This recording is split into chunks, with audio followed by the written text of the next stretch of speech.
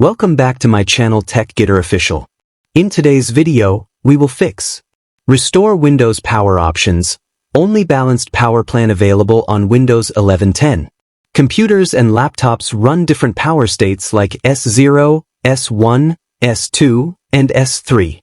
The S0 low power idle state, also known as modern standby, is often the main reason other power plans go missing. First, click on the search bar and type CMD, then click on Run as Administrator.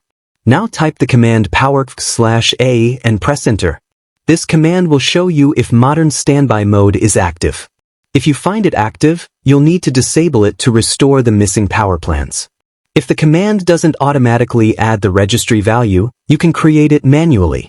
Press the search bar at the bottom again and type regedit. Go ahead and click on Run as Administrator. Now navigate to the following location. Computer, HK_local_machine, then System, then click on Current Control Set. After that, click on Control. Then click on Power.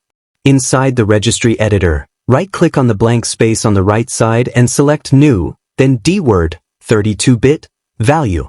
The new value needs to be named Platform AOC Override.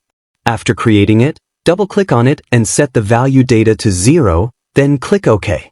Once this is done, restart your system. After your PC restarts, modern standby mode will be disabled. Now you can enable your missing power plans by running the command in Command Prompt again. Finally, open Control Panel and go to Power Options. You should now see the restored power plans. If not, simply click on Show Additional Plans and they will appear. Yeah, that's it. Thanks for watching. If this tutorial was helpful, make sure to like, comment, and subscribe to TechGetter Official.